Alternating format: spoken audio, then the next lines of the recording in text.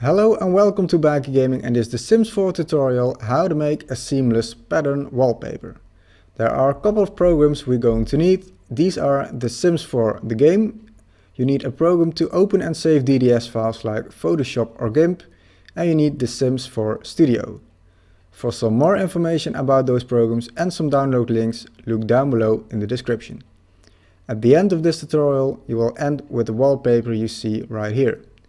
Unless you're using another pattern, of course. Now let's start by opening the Sims 4 Studio. Now if this is your first time opening the Sims 4 Studio, then fill in your creator name first. After that, select wall and click create recolor. Then select this wallpaper over here and click next. Now name your package file and click save. In the following window, name your wallpaper and give it a description. You can change the price too if you want. Then click texture. Now in the model viewer you can zoom out with your scroll wheel and you will see the short wall, the medium wall and the tall wall. In the texture section we are only going to change the diffuse map. A normal map is for creating some sort of 3D effect and the specular is for shiny parts like metal or glass. We are not going to export the short, medium and tall diffuse maps, but we're going to make totally new files in Photoshop. I explain to you why later on in this video. So let's go into Photoshop first. In Photoshop we're going to make three different files. We're going to make a short wall file, one for the medium wall and one for the tall wall.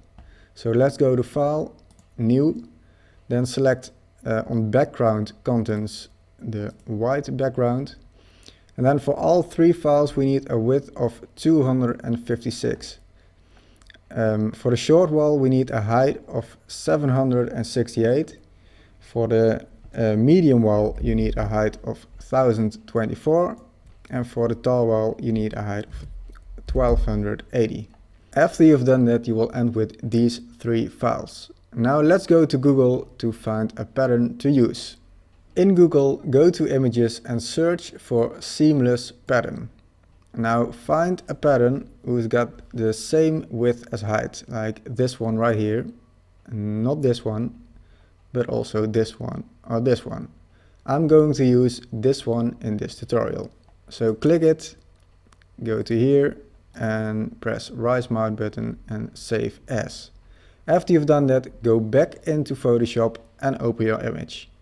Now to make things easy to use this pattern on our wallpaper, go to Image and Image Size, then click Constrain Proportions and fill in 256 and press OK. After you've done that, go to Edit, Define Pattern and choose a name for your pattern, like circles for example, and click OK. Now go back to the three files we made before. Now to fill these three wallpapers with our pattern, click the short wall file, then double click layer 1, click on pattern overlay, choose the pattern we just made, so circles, then click next to it and choose for scale 100%. If you think these are too small for me, then choose 200. Or if you think those two are too big for me, choose 50. Now maybe you're thinking, why not use other numbers? Well, if you use other numbers, it won't be seamless anymore. And I can show you exactly how it will look if we made it 79%.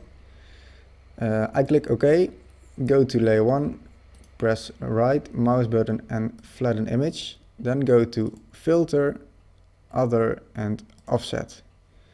Then type in plus 128 and press OK. This way you will see how it will look if you place the wallpapers next to each other.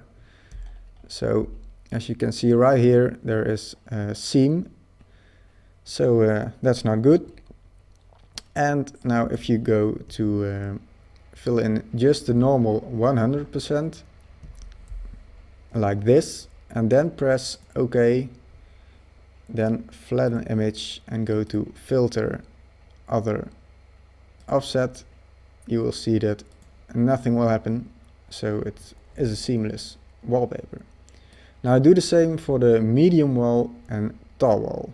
So you will end with something like this. And now we only need to resize all those textures again, because the Sims 4 will stretch our textures in game. And that is exactly the reason why we didn't export the original wallpaper textures at the beginning of this video. So click your short wall texture, go to image and image size. If this constraint proportions is still checked, then uncheck it and then fill in for height 512 and press OK. For the medium wall we do the same sizes, so for height 512.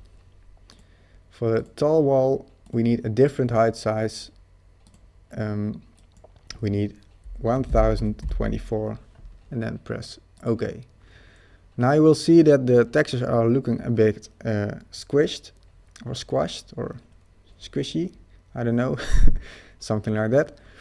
But the game will stretch it out, so it will look normal in game. Okay, so now let's save these. So file, save as DDS, choose a name like circles. I'm going to copy this for the next two and press save. In this window choose DXT5 and generate MIP maps and click save.